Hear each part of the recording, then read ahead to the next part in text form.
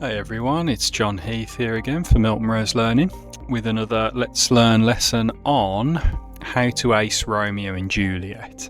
So basically how to write really well on one of Shakespeare's kind of masterpieces here. So we're going to unpack an exam question and show you how to do that. That's the first stage of any kind of good writing. Then we'll have a very quick skip through some of the assessment objectives which your teacher uses to kind of mark your work on Romeo and Juliet. And then we'll have a very quick skim of basically looking at a part of a model answer which will really kind of help us break this play down. So first off then, let's look at unpacking an exam question. Okay, so first off, we've got the exam question here, and we never dive in. If you dive in on an exam question, you will always do badly. Okay, you've got to get a grip on it conceptually, break apart the keywords basically. So here we've got, how does Shakespeare present Romeo as a character consumed by passion?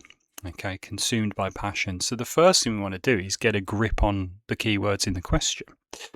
So for me, this is a how question. So how means, as in some of our other videos, how questions are about focusing on the techniques that are being used. Shakespeare uses in Romeo and Juliet, uses techniques like dialogue, stage directions, characterization, and there are loads of others obviously, to represent Romeo as a character consumed by passion. So the how forces you to look at techniques and to search for them and analyse them. Then we have obviously Shakespeare. So it says, how does Shakespeare do something? Well, by putting the word or the author's name in the title, you've now got to consider his purpose. Why is he writing it in this way? So obviously he's writing in response to Elizabethan Italian Catholic stereotypes and concepts of courtly romance even. So he's kind of using that to kind of like analyse the kind of prevailing trends of the time, and that's very important if you want to get the high marks. Then it focuses on Romeo. This is a character-based question, isn't it? So Shakespeare is presenting the character of Romeo as an extremely impulsive character, we know that. And it chimes with many of Elizabethan England's cultural stereotypes of Italian Catholics. We thought they were all kind of a little bit bad and kind of dangerous to know, if I put it that way. And in that sense, it kind of creates that sense of kind of playing into those stereotypes. So the Elizabethan audience would almost be nodding their head and going, yeah, it's those kind of crazy Catholics in some ways, and playing to those negative stereotypes. Okay, and then the phrase when it says consumed by passion.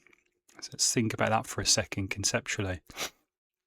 So that phrase cuts to the centre of Romeo's characterisation as overly passionate and too quick to rush to his protestations of love. And that's his tragic flaw, isn't it? He's too passionate and he's consumed by it. He's almost eaten up by it, and it leads to their tragic kind of downfall, their hamartia. I'm going to be posh about it. So what you can see is that's the whole point of unpacking an exam question or an essay question, because then you get a much tighter grip on the question. So always do that before you dive into writing. Okay. Then number two, we're always looking at, okay, kind of assessment objectives. Now, your teacher and the examiner, they don't mark blind. They have assessment objectives, they have targets that you have to hit, and they're different on each exam board, but they're kind of generally these kind of things. So let's just have a little reminder of these. The first thing they'll look at on Romeo and Juliet essays really is your academic expression. Write formally, write clearly, don't use vague words, use the best words that you can. Use your subject-specific vocabulary, so metaphor, juxtaposition, symbolism, adjectives, nouns, verbs, dialogue. Use that terminology of the subject and use it to develop an argument. You can see with the X there, this shows Romeo is overly passionate. It's not bad, but it's not developed. Or you could say, this reveals Romeo's passion accords with Elizabethan Italian Catholic stereotypes. It's kind of saying a similar message, but expressed with much more academic kind of flair. Okay, so that's the first way in which they mark Romeo and Juliet. Second one is detailed analysis. So here, they will want you to zoom in on quotations. My teacher always used to say, if you ain't zooming, you ain't passing. So make sure that you do zoom in on individual words, and phrase level analysis will always get you better marks. Explore the writer's methods, so language, structure, and their impact. That's very, very important. Try as well for the high marks, try and say why the method is effective. So the magic word for that is because. So don't just say, oh, it's a metaphor. Talk about the effect and why that effect is created, and you will always get better marks. Okay. Then number 3 for Romeo and Juliet, I think you've got to always look at the big ideas and the themes. Go beyond the plot. Go beyond what's just happening in the scene.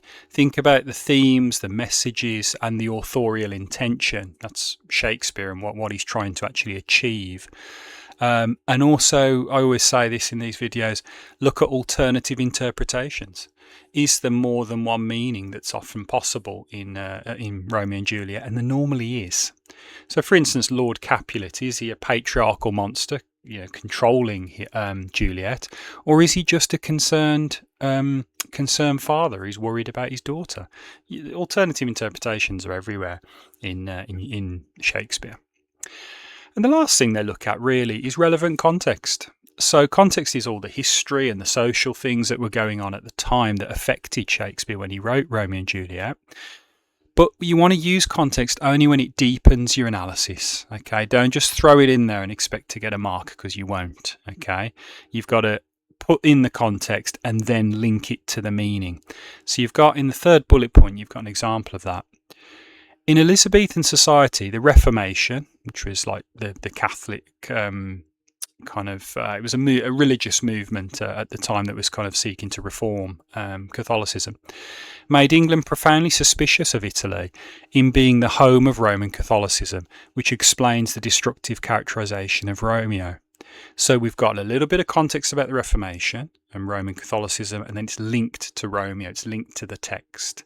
So always use your context and then link it to the meaning. Okay, very, very important. So that's very broadly, that's how your Romeo and Juliet stuff is marked. So let's just have a little look at a very good piece of model writing, which is just here.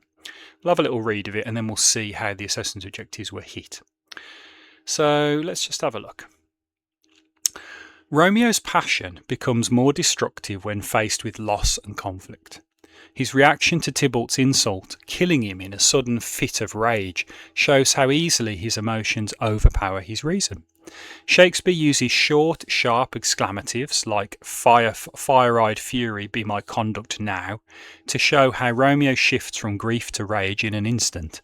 The audience is reminded that Romeo's love-driven loyalty to Juliet directly leads to this violent act, a pivotal moment where love and hate become tragically intertwined. His emotional volatility, very good expression there, makes him both tragic and frustrating. We empathise with his pain, yet fear the consequences of his impulsive nature. Okay, so let's just dissect it for a minute before the end, how those assessment objectives were met. So first off, academic expression. It's very formal. It has an evaluative tone, really lovely expression all the way through. Uses precise literary terms like exclamatives, impulsive nature, emotional volatility, which is quite a nice, not necessarily a literary term, but a nice sounding phrase for this essay. And it's analytical. It's not just descriptive in its language. It's pushing forward a clear argument. Number 2. Analysis of language and structure. It's definitely zooming in on key quotes. So fire-eyed fury, be my conduct now. It's commenting a little bit on the structure of language. So short, sharp exclamatories, sentences. I would kind of give that for structure. And it's linking it to Romeo's shift in emotions from grief to rage, and its dramatic impact. So it definitely is analysing the language quite well. How does it focus on the main ideas and themes? Well, it explores the theme of passion as destructive. It has a clear thesis on that.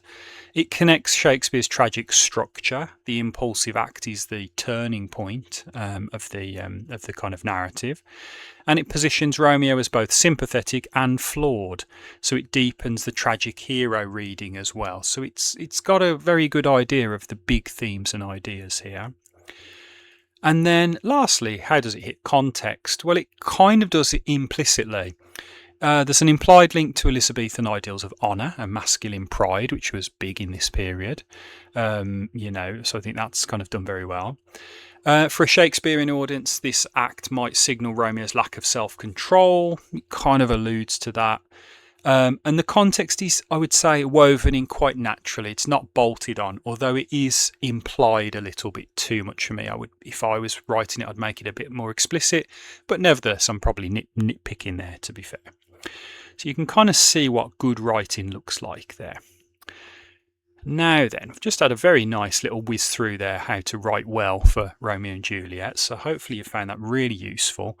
If you've got any comments and stuff, please do pop them below, and we'll obviously always read them and try and reply as best we can. Don't forget to hit the like, subscribe, tap the bell icon, you know what to do by now, to never miss another Let's Learn video, and we'll obviously keep producing them for you. And it just remains to say, obviously, thanks for listening. Take care, and we will see you soon.